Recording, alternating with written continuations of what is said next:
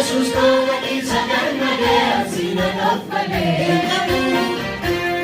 Ikabuhan ang imatura rumademali. Diyos ako mag-isagan na din sinanap ka din. Ikabuhan ang imatura rumademali. Jesus ko mag-isagan na din sinanap ka din.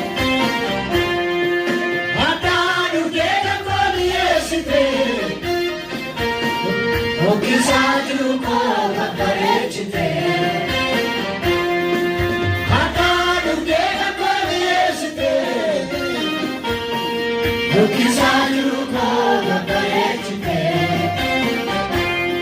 Imma ko tumute Jirena na vendite Jirena